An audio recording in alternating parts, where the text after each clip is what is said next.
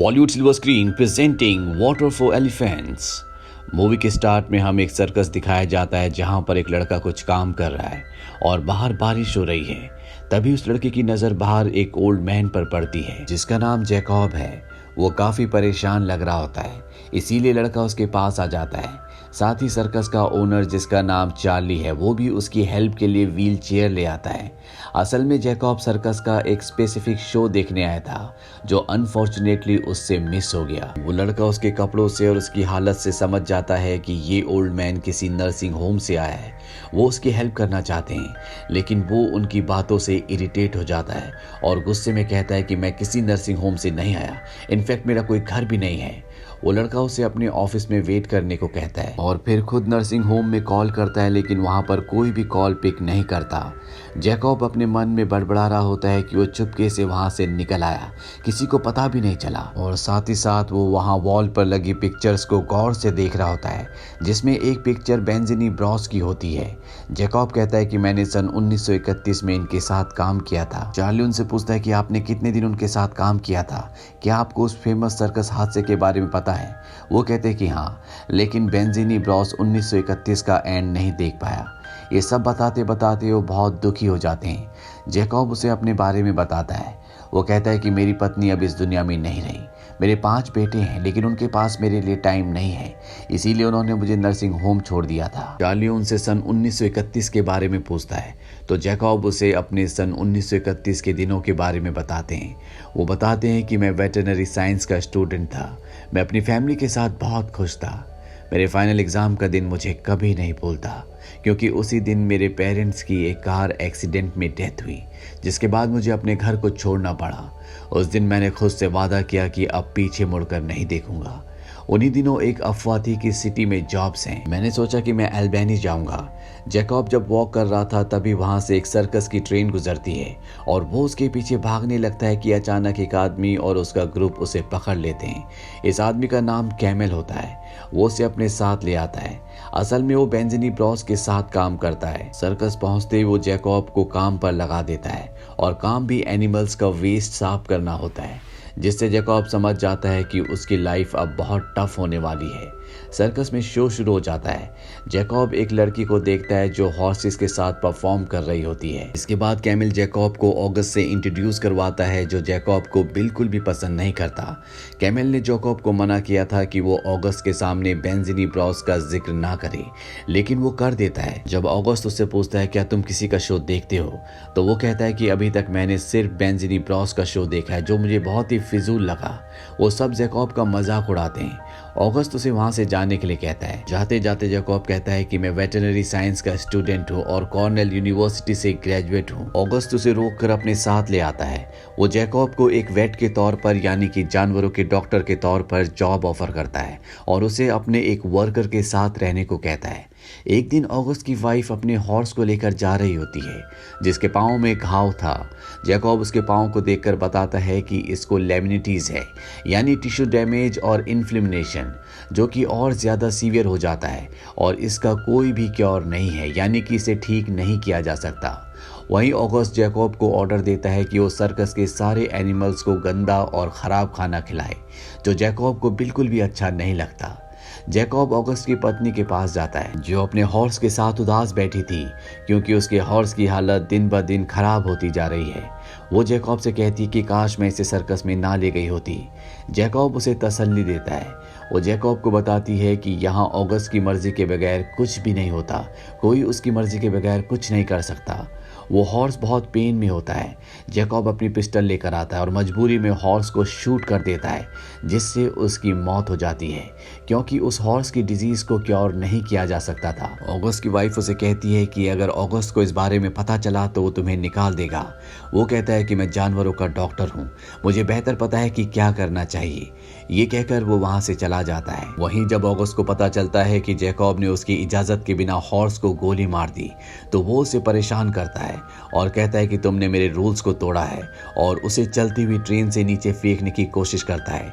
तब जैकब उसे कहता है कि अगर मैं हॉर्स को नहीं मारता तो वो बीमारी जो हॉर्स को थी वो तुम्हारी पत्नी मर्लिना को भी हो सकती थी। ये सुनकर ऑगस्ट उसे छोड़ देता है। इसके बाद ऑगस्ट अपनी पत्नी मर्लिना को एक एशियन एलिफेंट गिफ्ट करता है, जो कि एक फीमेल एलिफेंट है और उसका नाम होता है रोजी। ऑगस्ट और मर्लिना जैकब को डिनर पर इनवाइट करते हैं। ऑगस्ट उससे कहता है कि मैं तुम्हें बुलमैन बनाना चाहता हूँ। जैकब कहता है कि मैंने आपसे एक झूठ कहा था, मैं कॉर्नेल यूनिवर्सिटी से कभी भी ग्रेजुएट नहीं हुआ, मैंने अपनी पढ़ाई बीच में ही छोड़ दी थी, इसीलिए मैं पूरी तरह से जानवरों का डॉक्टर नहीं हूँ। ऑगस्ट उसे बताता है यहाँ पर जो भी काम करते हैं उनमें से कोई भी रियलिटी में वो नहीं है जो बताते हैं। आप अपने टैलेंट से पहचाने जाते हो और तुम्हारे अंदर भी मैं वो टैलेंट देखता हूँ। अगले दिन ऑगस्ट जैकब को हुक देकर कहता है कि रोजी को यानी कि एलिफेंट को चलने को कहो। वो उसे हर्ट नहीं करना चाहता, इसीलिए बहुत प्यार से उसे टच करता है, लेकिन ऑगस्ट उससे वो हुक ले लेता है और जोर से एलिफेंट को हिट करता है। जैकब और मर्लिना को देखकर बिल्कुल भी अच्छा नहीं लगता, क्योंकि वो उस एलिफेंट को हर्ट कर रहा था। इसके बाद जैकब एलिफेंट के पास वाइन लेकर जाता है ताकि उसके घाव पर लगा सके। वहाँ मर्लिना भी उसकी हेल्प करती है। अब मर्लिना का और जैकब का रोजी के साथ यानी कि एलिफेंट के साथ शो होता है। शो के दौरान वो एलिफेंट को जोर से हिट करता है। इस वक्त मर्लिना भी उसकी पीठ पर बैठी होती है। हाथी भागना शुरू कर देता है, लेकिन मर्लिना ऐसा शो करती है कि जैसे ये एक एक्ट का पार्ट हो। अब हाथी शहर की तरफ भाग जाता है और उसे बचाने के लिए जैकब और कैमल भी उसके पीछे जाते हैं। वो मर्लिना और एलिफेंट को वापस ले आते हैं, पर जैकब को जब ये बात पता चलती है तो गुस्से से आग बबूला हो जाता है और हुक लेकर हाथी को मारने जाता है। हालांकि मर्लिना और जैकब उसे रोकने की कोशिश भी करते हैं, लेकिन वो उनकी नहीं सुनता और मासूम एलिफेंट को बहुत बुरी तरह से मारता है, जिससे जैकब और मर्लिना दोनों को बहुत दुख होता है, क्योंकि ये दोनों के दोनों उस एलिफेंट से कहीं ना कहीं इमोशनली कनेक्टेड होते हैं। अब ये सब यहाँ से चले जाते हैं, पर जैकब कुछ देर बाद वापस आता है। वो देखता है कि एलिफेंट के पैर से खून निकल रहा है। ये देखकर उसे बहुत गुस्सा आता है और वो ऑगस्ट के पास जाता है, जहां ऑगस्ट उसे बताता है कि इस एलिफेंट को मैंने बहुत ज़्यादा पैसे देकर खरीदा है। अगर इसने परफॉर्म नहीं किया तो मेरी कमाई नहीं होगी। इसे खरीदने की वजह से मेरे ऊपर लोगों का कर्जा भी है। जैकब को उसकी बात समझ में आ जाती है, इसीलिए अपने दोस्त कैमल के साथ उस एलिफेंट के पास बहुत सारी वाइन लेकर जाता है, जहाँ पर वो उसके जख्म साफ करते हैं। इसी दौरान कैमल कुछ अजीब से वर्ड्स बोलता है, जिससे वो एलिफेंट रिस्पॉन्ड करती है। उनको पता चल जाता है कि अगर इससे इसी लैंग्वेज में हम बात करें तो ये हमें फॉलो कर सकती है। वो ये बात ऑगस्ट को बताते हैं।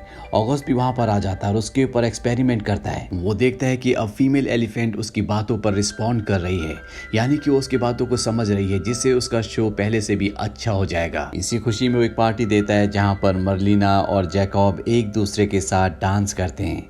अगले दिन शो में दिखाया जाता है जहां पर ऑगस्ट की हर एक बात को एलिफेंट मानती है। उसका शो बहुत अच्छा होता है।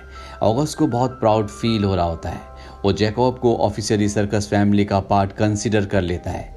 सब उसे कॉन्ग्रेचुलेट करते हैं। मर्लिना जैकब को सीक्रेटली कहती है कि इसके बाद तुम एलिफेंट को मेरे टेंट में लेकर आना। ऑगस्ट उसे देख लेता है और जब ये दोनों मिलते हैं तो ऑगस्ट भी वहां पर पहुंच जाता है। वो मर्लिना पर शक करता है। वो कहता है कि तुम इसके लिए मुझे छोड़कर जाना चाहती हो। मर्लिना उसे यकीन दिलाने की कोशिश करती है कि हम दोनों के बीच में ऐसा कुछ भी नहीं है, लेकिन ऑगस्ट उसकी बात पर यकीन नहीं करना चाहता। वो उसे उल्टा सीधा कहना शुरू कर देता है, जिससे मर्लिना को गुस्सा आ जाता है और वो उसे एक थप्पड़ मार देती है। ऑगस्ट भी उसे थप्पड़ मारता है। ये देखकर जैकब को गुस्सा आता है और वो ऑगस्ट पर टूट पड़ता है। यहाँ पर बाकी वर्कर्स भी आ जाते हैं जो इन दोनों की लड़ाई छुड़वा देते हैं। जैकब और मर्लिना यहाँ से भागकर एक होटल में छुप जाते हैं, क्योंकि सच में ये दोनों एक दूसरे से अब बहुत प्यार करते हैं। ये दोनों रात एक दूसरे के साथ बिताते हैं, पर अगली सुबह यहाँ पर ऑगस्ट के आदमी आ जाते हैं जो जैकब को बहुत बुरी तरह से मारते हैं और मर्लिना को अपने साथ ले जाते हैं। जैकब को जब होश आता है तो देखता है कि मर्लिना उसके आसपास नहीं है। वो मर्लिना को ढूंढता हुआ एक बार फिर से ऑगस्ट के पास पहुंच जाता है, जहां पर ऑगस्ट मर्लिना के साथ सो रहा होता है। जैकब के हाथ में चाकू होता है, लेकिन मर्लिना उसे मारने से मना कर देती है, क्योंकि अगर उसने इस वक्त उसे मार भी दिया तो भी यहाँ से दोनों भाग नहीं पाएंगे, क्योंकि चारों तरफ ऑगस्ट के आदमी हैं। अगली सुबह वो मर्लिना से मिलता है, जहां पर मर्लिना उसे बताती है कि तुम्हारे दोस्त कैमल को और वॉल्टर को ऑगस्ट ने चलती ट्रेन से फिकवा दिया, जिससे उन दोनों की मृत्यु हो गई। यह सुनकर जैकब को बहुत गुस्सा आता है और अभी दोनों फैसला करते हैं कि ये यहाँ से भाग जाएंगे। अगली सुबह ऑगस्ट का शो होता है। तभी शो के दौरान कोई सभी जानवरों को खोल देता है और जब जैकब मर्लिना के पास जा रहा होता है तो ऑगस्ट उसे देख लेता है। वो उस पर हमला कर देता है। वो जैकब को मारने लगता है। तभी पीछे से मर्लिना आकर उस पर प्रहार करती है, जिससे ऑगस्ट को बहुत गुस्सा आता है। वो अपनी छड़ से उसका गला दबाना शुरू कर देता है। यहीं पास में एलिफेंट रोजी भी बंधी होती है। जब वो देखती है कि ऑगस्ट मर्लिना को मार रहा है तो वो अपनी सूंड में एक लोहे की छड़ उठाती है, जिससे ऑगस्ट के सिर पर जोर से प्रहार करती है और उसकी वहीं पर मृत्यु हो जाती है। रोजी और जैकब अब एक दूसरे के साथ हैं। पुलिस यहाँ पर आती है और सर्कस को हमेशा के लिए बंद कर देती है। ये इस साल का बहुत बड़ा हादसा था। पुलिस यहाँ पर किसी को भी गिरफ्तार नहीं कर पाती क्योंकि उन्हें नहीं पता चलता कि जानवरों को किसने खोला था। रोजी और जैकब एक दूसरे के साथ यहाँ से निकल जाते हैं। कहानी वापस प्रेजेंट में आती है, जहाँ पर बूढ़ा जैकब ये पूरी कहानी सुना रहा होता है। वो बताता है कि एलिफेंट रोजी को हम दोनों अपने साथ ले गए। मैंने अपनी डिग्री पूरी की। वही मर्लिना रोजी के साथ सर्कस में परफॉर्म करती रही। इसके बाद हम दोनों ने अपना एक फार्म खरीदा। हम दोनों के 5 बच्चे हुए। हमारी जिंदगी में सारी खुशियां थी। कुछ सालों के बाद रोजी की मृत्यु हो गई, पर अब मुझे भी एक जू में जॉब मिल गई थी। मैं और मर्लिना हमेशा एक दूसरे के साथ रहे। उसने अपनी जिंदगी की आखिरी सांस मेरे सामने ली। उसकी जिंदगी में वो सब कुछ उसे मिला जो उसे चाहिए था। बूढ़ा जैकब कहता है कि मैं वापस सर्कस में नहीं जाना चाहता, बल्कि अपनी पुरानी जिंदगी को दोबारा जीना चाहता हूँ। अगर तुम्हारी इजाजत हो तो मैं तुम्हारे सर्कस के टिकट काउंटर पर जॉब करना चाहूँगा। वो लड़का जो उसके सामने बैठकर ये पूरी कहानी सुन रहा होता है, वो इस बात के लिए हाँ कर देता है और इस तरह से जैकब एक बार फिर से अपनी दुनिया में लौट जाता है। इसी के साथ ये कहानी यहीं पर खत्म हो जाती है। ये फिल्म सन 2011 में रिलीज हुई थी। IMDb पर इसकी रेटिंग है 6.9। इस फिल्म का बजट था $38 मिलियन और बॉक्स ऑफिस पर इसने कमाई की थी $117.1 मिलियन की। उम्मीद करते हैं कि ये कहानी आपको पसंद आई होगी।